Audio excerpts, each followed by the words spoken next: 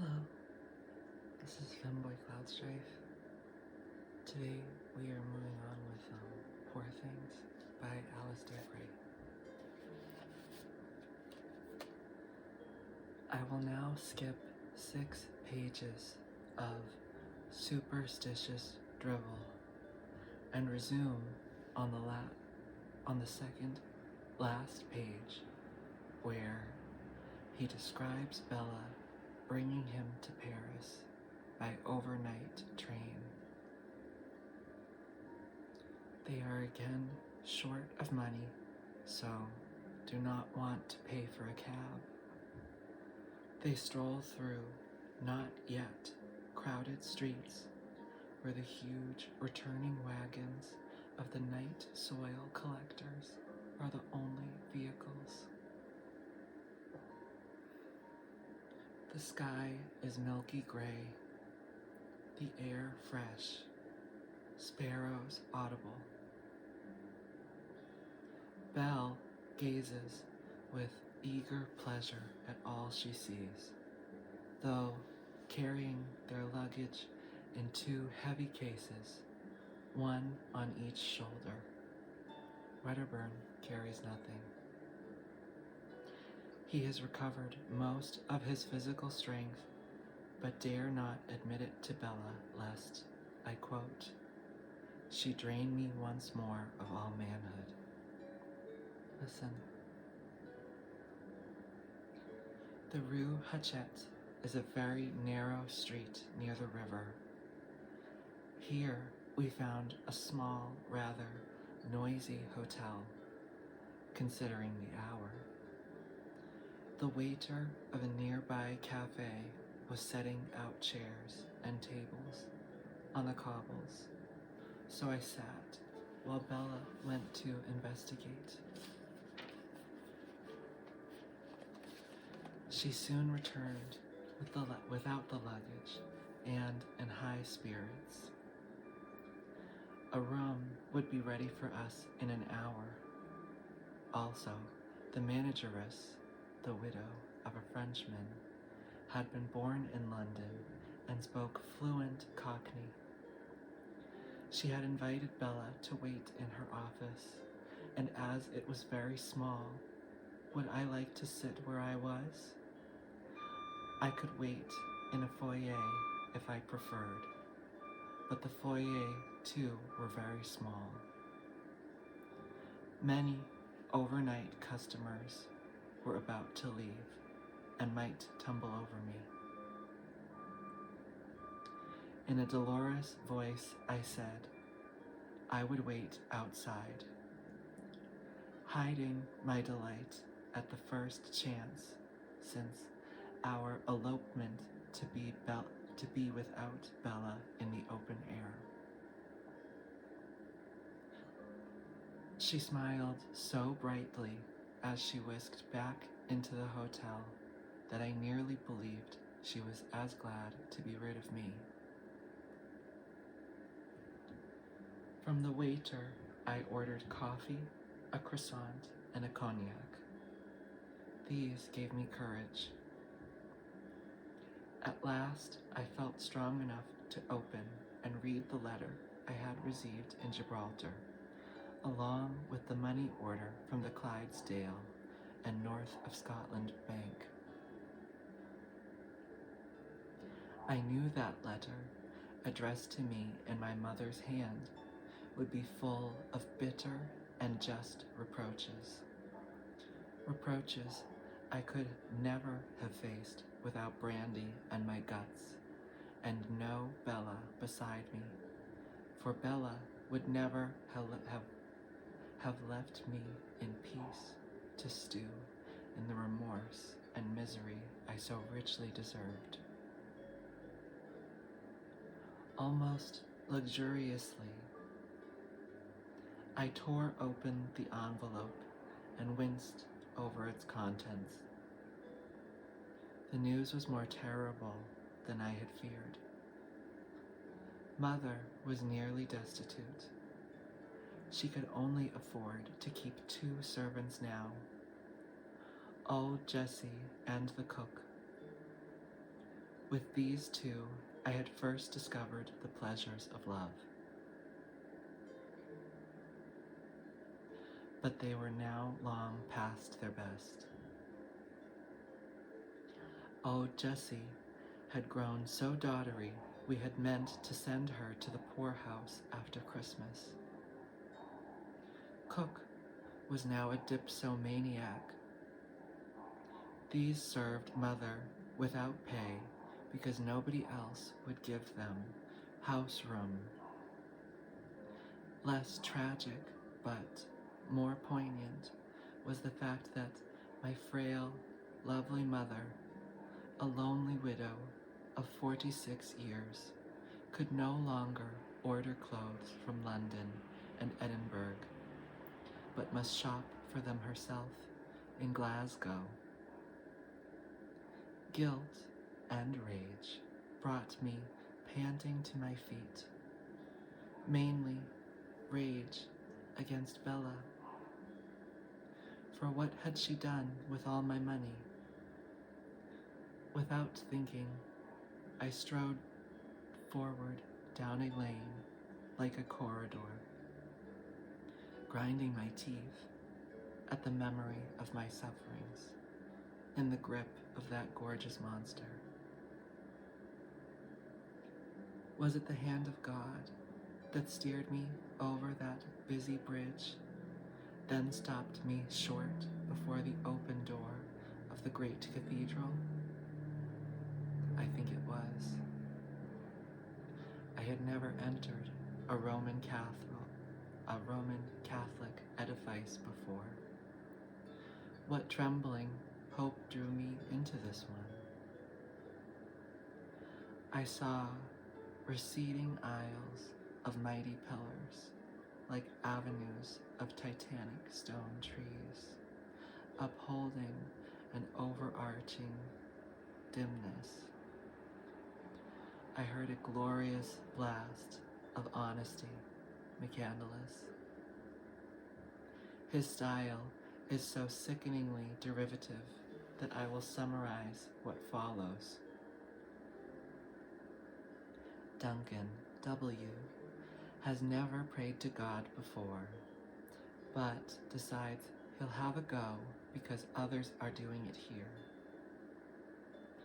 He drops a centime into a box through a slit in the lid, lights a candle, sticks it on a spike before an altar, kneels down with tight shut eyes, and tells the first mover of all things,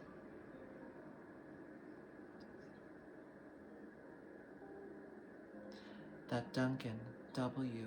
is evil, wicked, rotten, and wrong, mainly because of Bad Belle Baxter. So please, send help. Suddenly, the world feels brighter. Wedderburn, opening eyes, sees sunlight beaming in on him through stained glass windows. Through stained glass window behind altar, rays through a heart-shaped crimson pane are casting a bright shadow on the bosom of Duncan W.'s white silk fashionable waistcoat.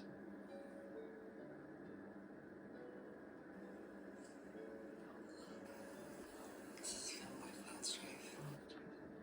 Apologies for the slight interruption. Have to do TikTok recording at the same time.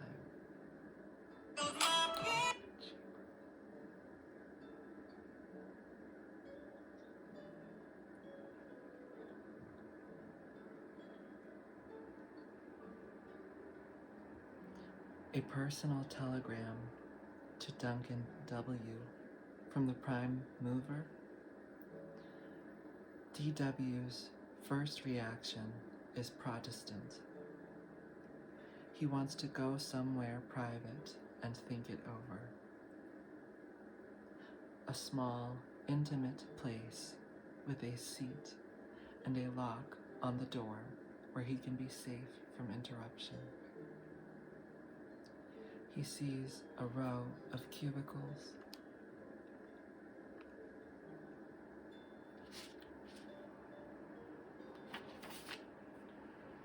With ordinary folk going in and out, each door with an indicator saying if vacant or engaged.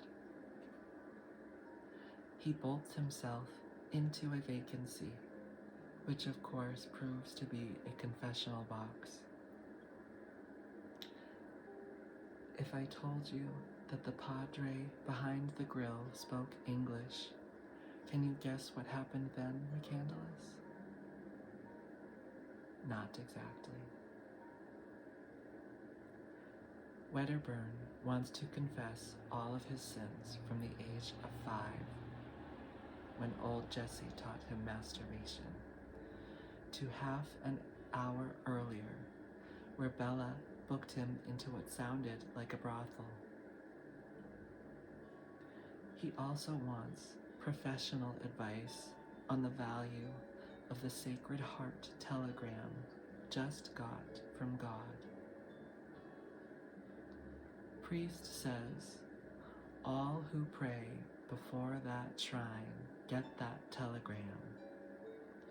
When the sun shines from a certain direction, and the message is always good if properly read.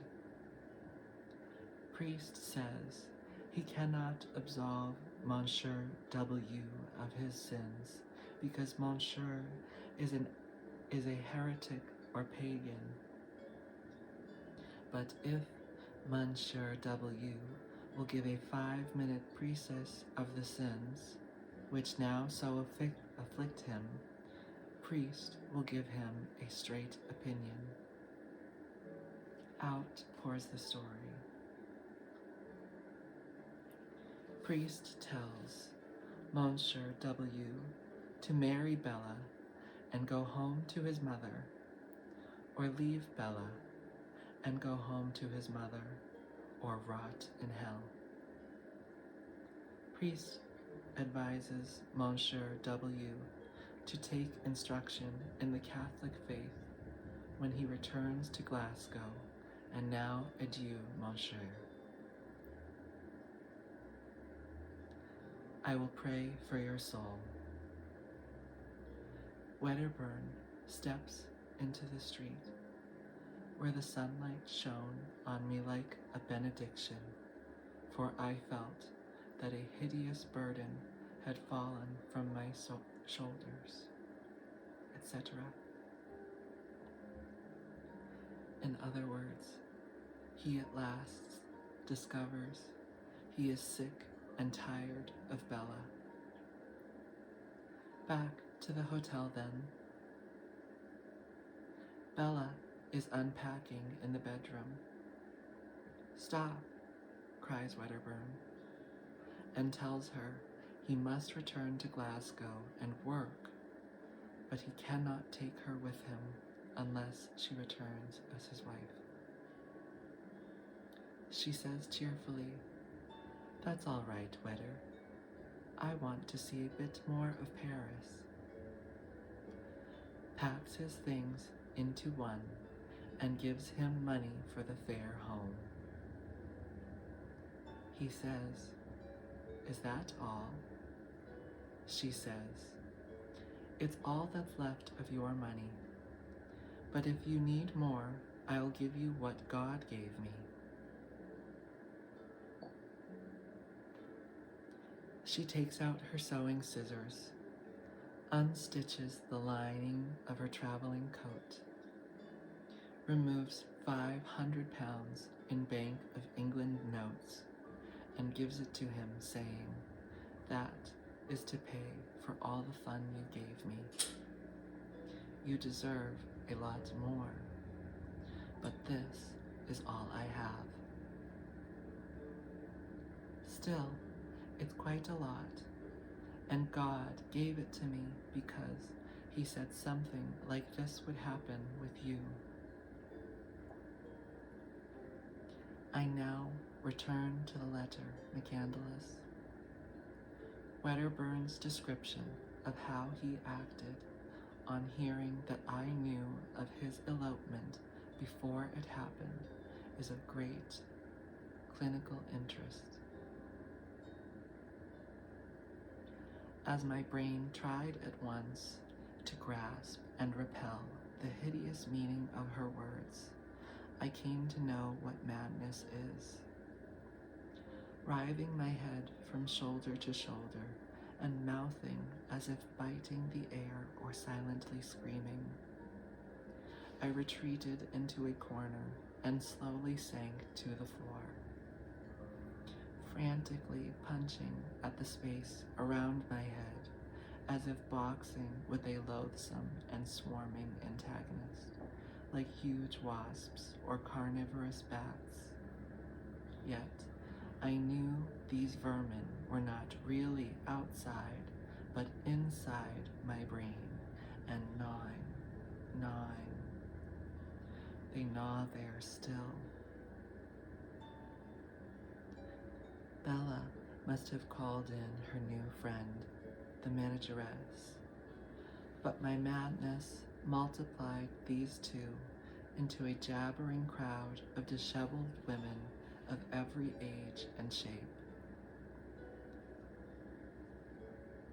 Their scanty clothing displaying their sexual charms to the full as they flooded vengefully over me like all the serving women I have ever seduced. And Bella seemed one of them.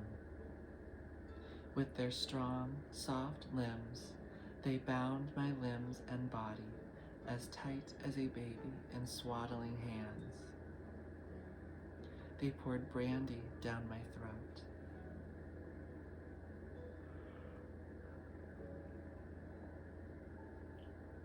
I grew stupid and passive. Bella took me by cab to the Gare du Nord, bought a ticket, put it in my waistcoat pocket, told me which other pockets held money and passport, placed me and my luggage in a train, and all the time she poured out a maddening stream of soothing chat.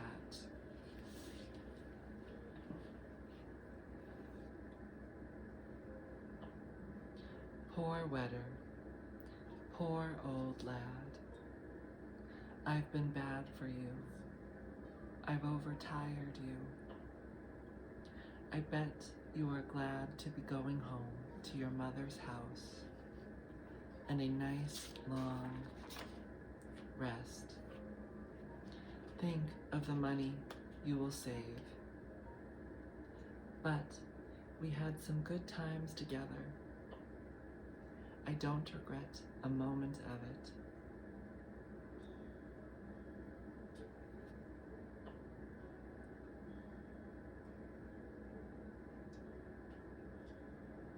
I'm sure that there is not a better athlete and sportsman than Duncan Wedderburn in the whole wide world. But do tell God I want the candle soon. Do you remember our first night in the train? Etc. And when the train moved from the station, she ran along the platform beside it, shouting through the window, "Give my love to Bonnie Scotland."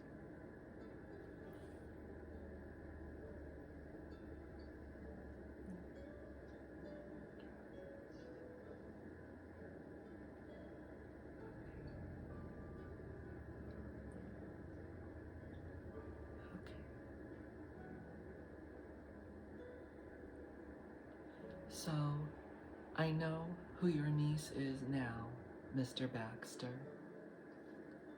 The Jews called her Eve and Delilah.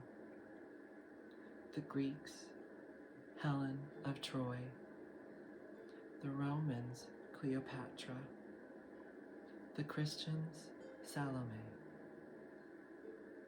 She is the white daemon who destroys the honor and manhood of the noblest and most virile men in every age.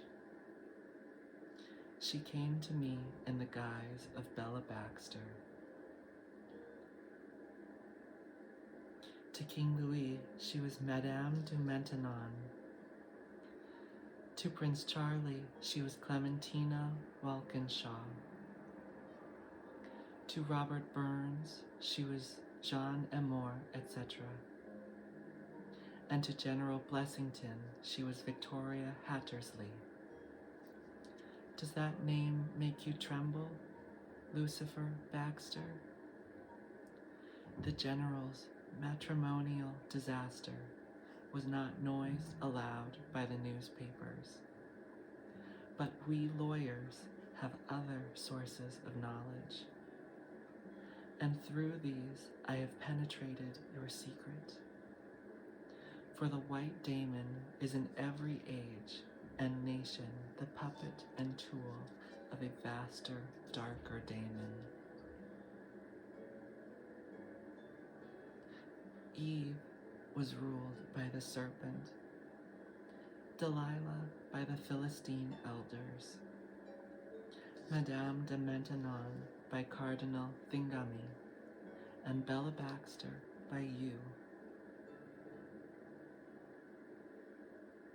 Godwin, Vice, Baxter, arch-fiend and manipulator of this age of material science.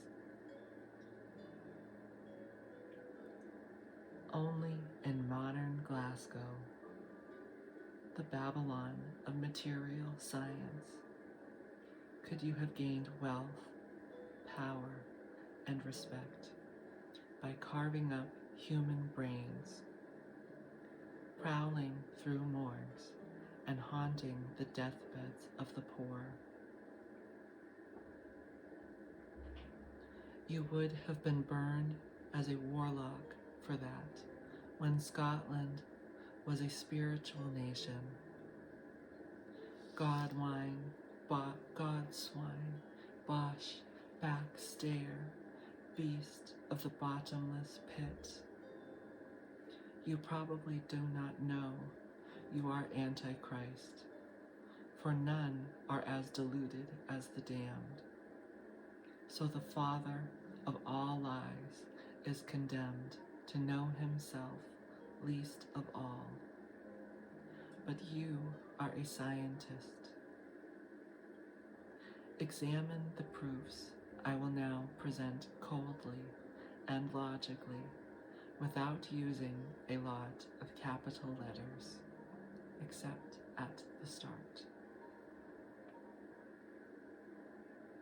The coming of the beast, Bible prophecies, modern facts.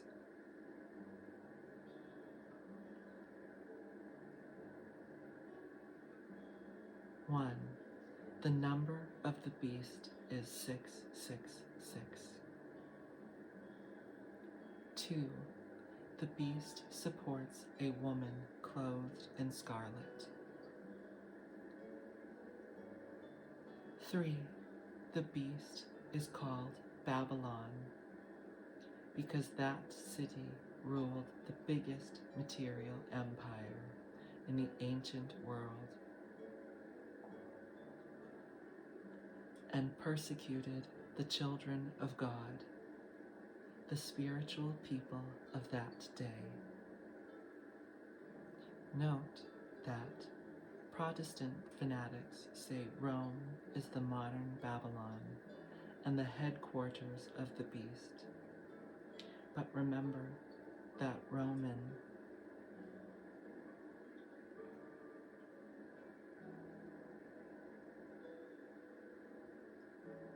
This is a confusing passage because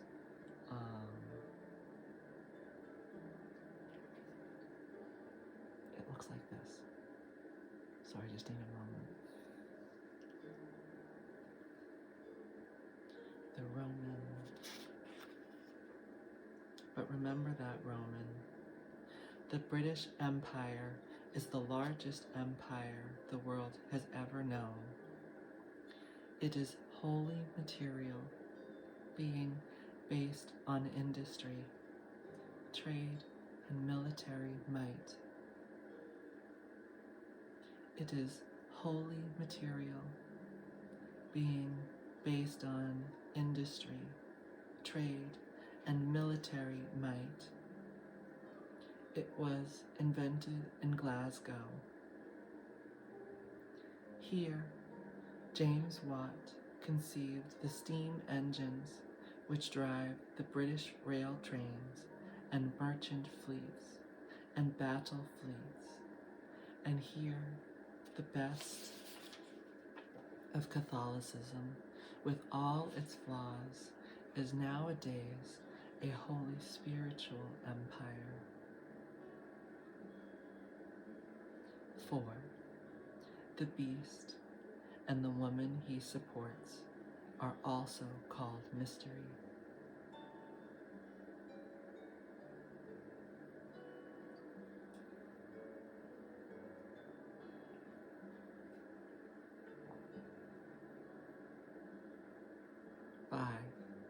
The beast is worshipped by all the kings of this earth.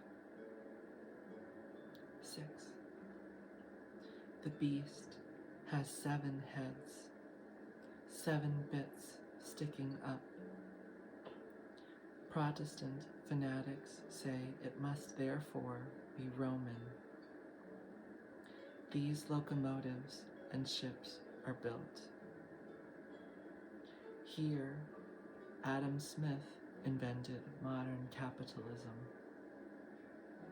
Here, Sir William Thomson devises the telegraph.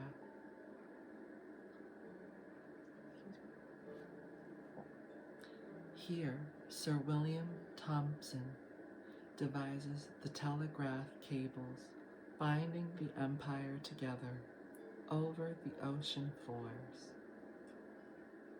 Also, the diesel electric engines of the future. Chemistry, electricity, anatomy, etc. are mysteries to nearly everybody except you. Though Queen Victoria prefers Edinburgh to Glasgow, Balmoral to the rest of Scotland, the Grand Duke Alexis, son of the Tsar of Russia, called Glasgow the center of intelligence of England. In his speech at the launching of the Levadia last year, built for his father at Elder's shipyard. But Glasgow is built on 7 hills. Goth Hill, Balmano Bray, Blytheswood Hill, Garnet Hill, Patrick, because Rome is notoriously built upon 7 hills.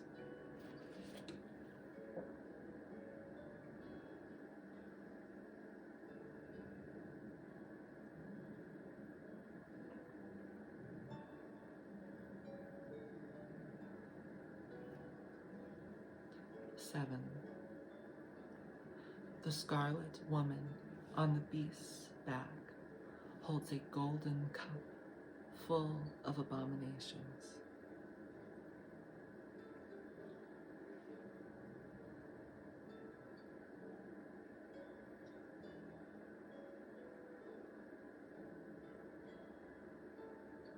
I am horribly lonely.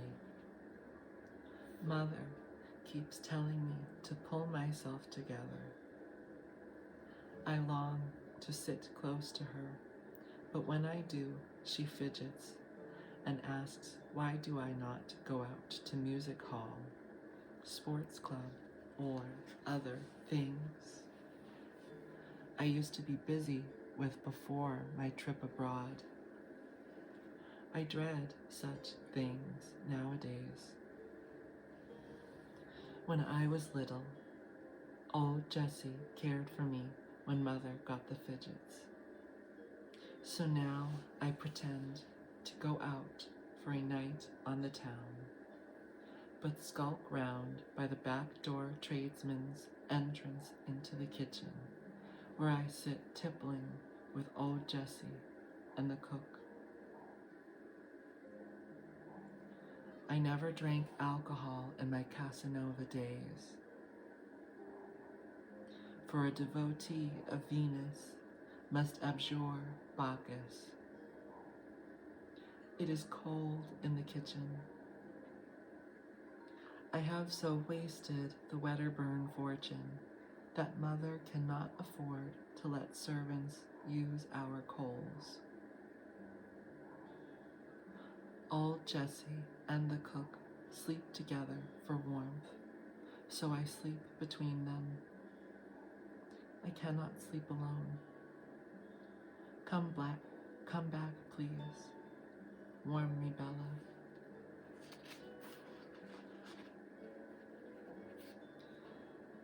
Tomorrow, I will start a new life by doing 3 things all at once.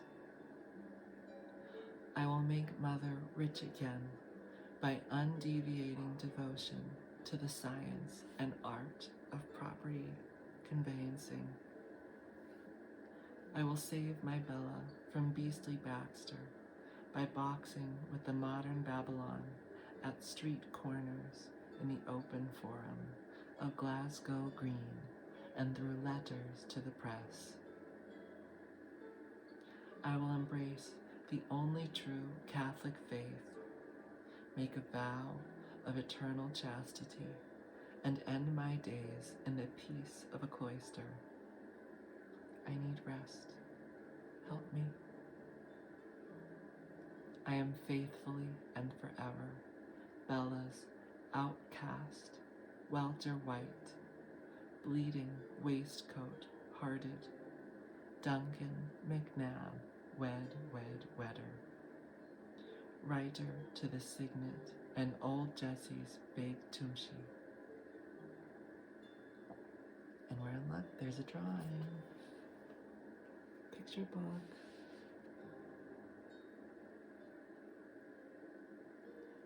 So I think that we'll leave off there for today. Thank you very much for listening. I really appreciate it. Femboy Cloud Strike. Bye.